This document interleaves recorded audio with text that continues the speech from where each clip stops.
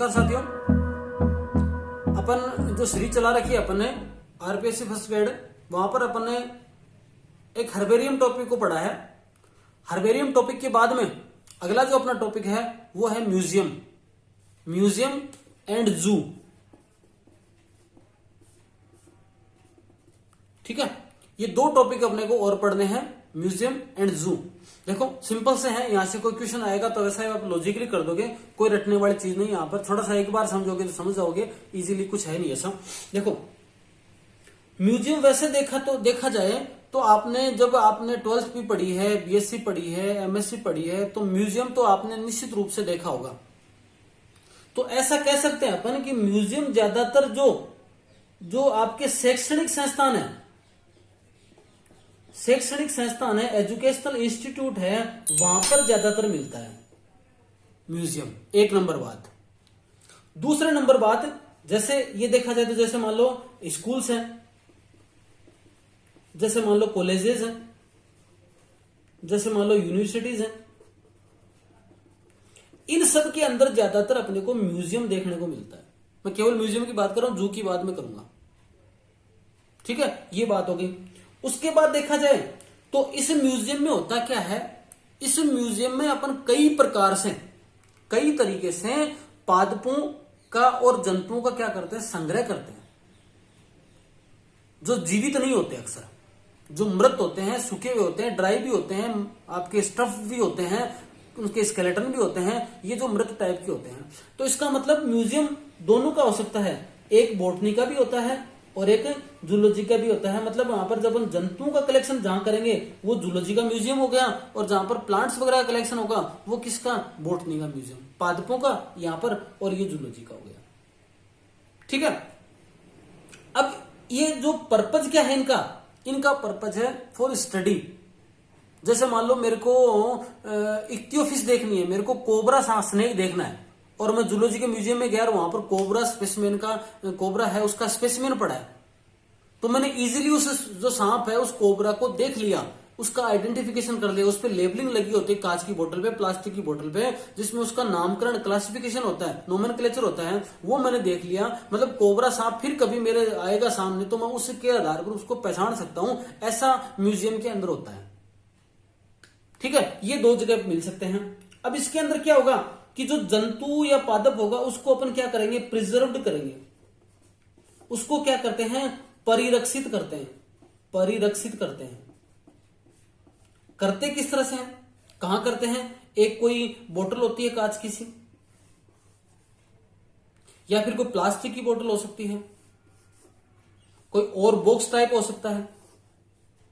ठीक है, और इसके अंदर प्रिजर्व करते हैं। प्रिजर्व के अंदर क्या करते हैं अपन, एक सॉल्यूशन होता है, इसका नाम होता है फॉर्मल्डिहाइड। फॉर्मल्डिहाइड का जो 2% वाटर के साथ अपन सॉल्यूशन बनाते हैं, 2% फॉर्मल्डिहाइड का वाटर के साथ क्या करते हैं, सॉल्यूशन बनाते हैं। सॉल्यूशन का नाम हो जाता है क्या है, फॉर्मेलिन। इस फॉर्मेलिन के सॉल्यूशन में अपन इसको क्या कर देते हैं, डाल देते। जैसे कोबरा सांप है और ये सांप इस तरह से है, और ये मैंने यहां पर क्या डाल दिया, ये यहां पर फॉर्मेलिन का सॉल्यूशन डाल दिया। तो कांच की बोतल के अंदर, प्लास्टिक की बोतल के अंदर फॉर्मेलिन का सॉल्यूशन डालकर इस जीव को यहां रख दिया, मरे हुए जानवर को यहां रख दिया, और ये लंबे समय तक सुरक्षित पड़ा रहेगा, इसमें कोई बदबू नहीं आएगी, नहीं सड़ेगा ये। ठीक है, और ऊपर से ये एयर टाइट होता है पूरा, उसको अच्छी तरह से ऊपर ढक्कन इसका पैक होता है, ये पैक उसको अच्छी तरह से कर दिया। ठीक है, ये ड्राई स्पेसिमेन होते हैं। ड्राई क्या होते हैं, स्पेसिमेन टाइप होते हैं, जिनको यहां डाल दिया जाता है। ये तो काम आपने देख लिया होगा, डायग्राम देखो अभी पे। ठीक है, इस प्रकार से उसको सुरक्षित रखते हैं। अब उसके बाद में मान लो कि कोई जीव है, जैसे मान लो कि अलग अलग जीव हैं जिनका अपने को पूरा लाइव दिखाना है, तो उनके अपन क्या कर सकते हैं, कंकाल भी रख सकते हैं। कोई जीव मर गया, जैसे मान लो मैं पौधार कॉलेज पढ़ाता था, वहां पर बकरी का है, कुत्ते का है, इनका स्केलेटन, ह्यूमन का स्केलेटन है, वो पूरा का पूरा पड़ा होता है। तो म्यूजियम के अंदर ये कंकाल वगैरह भी हो सकते हैं। ठीक है, इस कंकाल के साथ साथ में जैसे स्टफ्ड एनिमल, स्ट्रप्ड एनिमल भी होंगे। इसमें क्या होगा, जैसे मान लो कोई पूरा का पूरा कोई जीव है, उसके अंदर का मटेरियल सारा निकाल कर, जैसे मान लो इसके लिए आंट ईटर पड़ा है नवलगढ़ पौधार कॉलेज में, तो उसके क्या कर दिया, अंदर का सारा मटेरियल निकालकर, मरे हुए को अंदर का सारा मटेरियल निकालकर उसके अंदर क्या कर देते हैं, भूसा या क्या भर देते हैं, उसके अंदर ग्रास भर देते हैं, और उसको ऐसा कैसा जैसे वो जीवित जैसा लगता है, वो वहां पर पड़ा रहता है।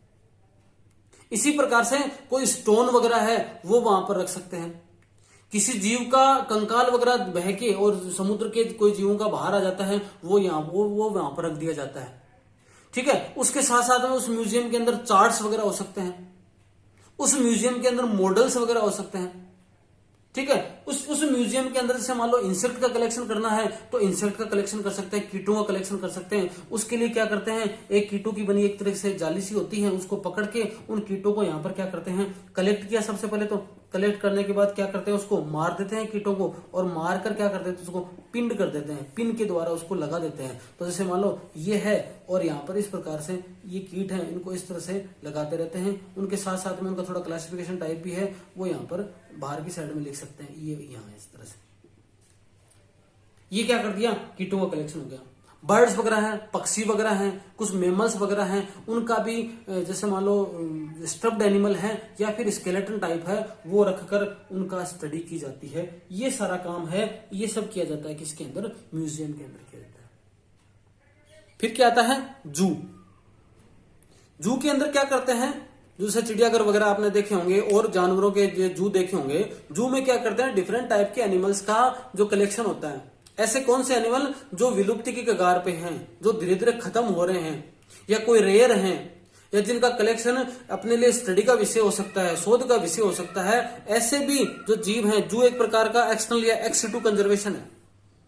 उनको लिया वहां से, उस स्थान पर रखा जाता है, जू के अंदर रखा, और उसकी पूरी देखरेख की जाती है, उसको पूरा भोजन प्रोवाइड किया जाता है, और जैसा उसको एनवायरमेंट वातावरण जहां मिलता है जंगलों में, वैसा वातावरण प्रोवाइड करने की कोशिश की जाती है। और ये जंतुओं का संग्रहालय हो गया, एक तरीके से जू हो गया। जू का मतलब जंतु का संग्रहालय एक तरीके से।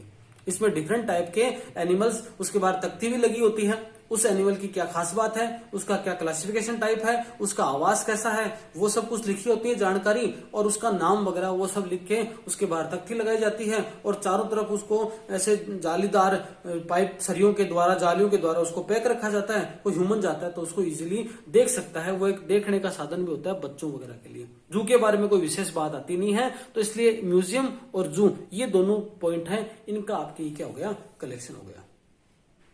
इस प्रकार से देखा जाए तो अपन सिलेबस के अनुसार जितनी बातें हैं वो अपन पढ़ चुके हैं इस यूनिट के अंदर। फिर भी कोई पॉइंट टू पॉइंट कुछ बातें रह गई हैं, तो 5-10 बातों का पॉइंट के रूप में कुछ लेके मैं एक वीडियो और लाऊंगा। उसके बाद में वो वीडियो, जैसे मान लो कल गुरुवार है, कल गुरुवार को वो वीडियो पूरा हो जाएगा, और उस वीडियो के पूरा होने के बाद में अपन 1 दिन का 2 दिन का गैप देखें, और संडे के आसपास आपको एक टेस्ट पेपर है वो अवेलेबल करवाऊंगा। तो आपने पुराने वीडियो देखे हैं, वो नहीं देखे वो देख लेना, नोट्स हैं तो उससे रिवाइज कर लेना, और उसके बाद में एक टेस्ट देना, उसमें से कितने नंबर आप लेके आते हो वो अपन चेक करेंगे। म्यूजियम की और जू की कुछ फोटोग्राफ्स वगैरह आपको दिखा रहा हूं, वो आप देख लीजिए। उसके बाद आज के लिए इतना ही, धन्यवाद।